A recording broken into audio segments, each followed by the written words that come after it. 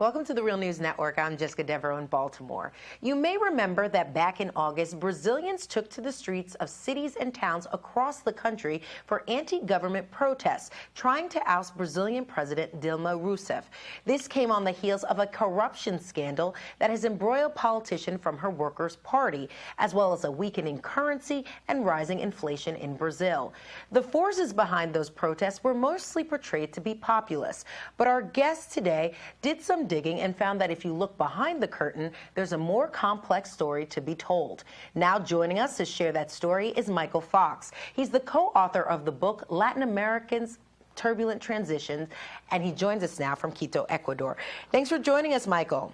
Thanks so much for having me. So, Michael, let's get right into it. Who's behind these anti-Dilma marches in Brazil? And will you please just cite specific evidence proving that we can make these sort of links?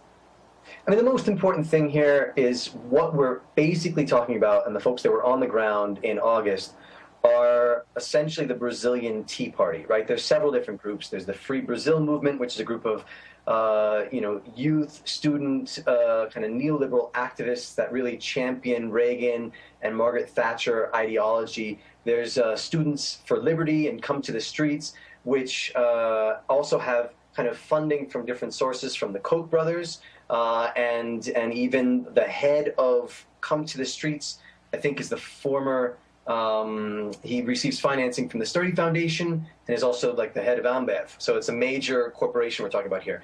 There's Revolted Online, which is another. These are all kind of online Tea Party groups. Revolted Online is a former evangelical, and that's actually a huge connection between the United States and Brazil, the evangelical movement. And they've actually been calling for the overthrow of Dilma, and as of even recently, we're calling for military intervention if she wasn't going to step down. Just quickly let our viewers know, what's their motivation? Why do this? Obviously things in Brazil aren't good right now. The economy is kind of faltering. The real compared to the dollar is increasing. It's inflating. But really what we're talking about are 12 years of Workers' Party poverty alleviation programs, and this is the flip side of what they actually want. So they're really out against the PT, they're out against Dilma, the President Dilma. What's interesting, however, is that when these marches happened in August, they're actually much smaller than the marches that happened in March. Okay, but just give us a sense of what's motivating, like the Koch brothers, for example. Why do they want Dilma out? I mean, it's the same things that were happening in the United States, right? We're looking at what are they're trying to push free market policies. They're trying to push. We don't want the big government. It's the same thing that we're talking about in the U.S. The folks are really talking about Brazil. These are some of the connections that are really, really strong. And on the flip side, what you had after these marches were taking place, just 4 or 5 days later, you had nearly 1 million people out in the streets in pro-government marches.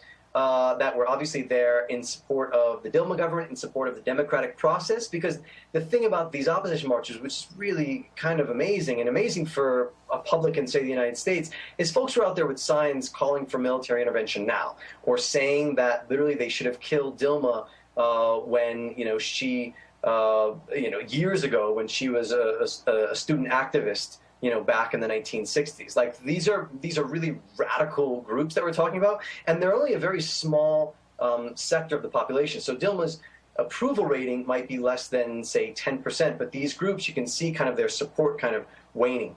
All right, let's talk about Dilma and the Workers' Party. Considering we have this corruption scandal, you just mentioned her approval ratings being quite low. What is the Workers' Party now trying to do? What sort of strategy do they have in hand to try to regain the trust of the Brazilian people? So obviously the Workers' Party, there's just to go into a little bit, this corruption scandal that's been happening for about 1.5 years. There's been several different people that have been tagged into that. Around 50 individuals that are involved in this corruption scandal, which had to do with Petrobras, which is a state-owned oil company. So obviously the government has, they've got investigations going on against these things. They've taken several steps within the company to create checks and balances and to suspend some contracts with other companies, because this was basically a money laundering or not vote buying, but contract getting corruption scandal. So there've been several steps taken on that front. What is interesting, however, is the fact that the Workers' Party is one of several different parties that are actually involved in this scandal. And if you look at it, it's only about a fifth of the members of a fifth of those people that have been tagged for their involvement in this corruption scandal are members of the Workers' Party.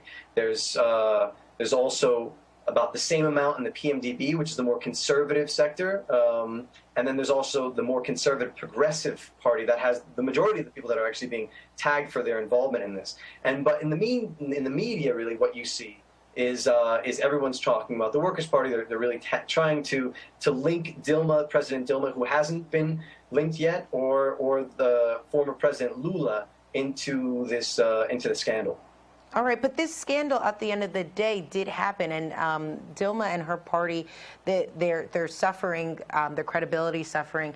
But do you see, just as someone who's observing all of this, do you see what Dilma is putting in place in these investigations that are happening really getting to the heart of the matter, that these types of scandals won't be happening again in Brazil? Essentially, what structural changes need to take place in order for there to be a real policy shift in Brazil so that it's representing the interests of everyday people? I think this is actually a really important question, because we need to look at historically corruption in Brazil. You know, the Workers' Party kind of came in saying we want to eliminate corruption. And this is well before even it won on the national level. But corruption is endemic within Brazilian society. And, you know, obviously some of the mistakes that were made is coming in, and then that was kind of business as usual, and they kind of joined along with that. At the same time, this is the way it's been done for a long time. Many people are talking about the need for political reform. They're talking about the need for electoral reform and several other reforms. But this is really, really deep. I mean, even the head, you know, the main presidential figure in the last round of elections with Dilma, Aécio Neves, in the PSDB party, which is the more conservative party, he was tagged for his own corruption scandal. The head of the lower house, which was the Eduardo Cunha, who's with the PMDB, and he is within the ruling coalition. He was the one who was actually leading the impeachment charges against Dilma, and then he himself was then tagged for his role also in the scandal. So all of this stuff is happening within the political system. Now, what's interesting is the fact that, again, you know, as I mentioned briefly, the media is really, really focusing just on the PT. The idea is we need to take the Workers' Party out of power, and we need to get the conservatives in after 12 years. And they're particularly trying to take down Lula. You know, there was an article in the Veja, which is one of the mainstream right-wing magazines as well as global. But Veja actually had a picture of Lula saying, now it's his turn, and a very sad picture on the cover. This came out just a week or two before the marches in August.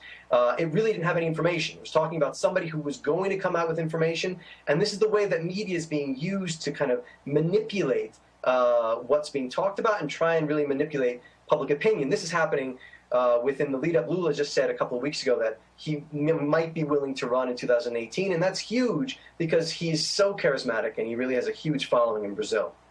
All right, Michael Fox joining us from Quito, Ecuador. Thank you so much for being with us. Thanks for having me. And thank you for joining us on the Real News Network.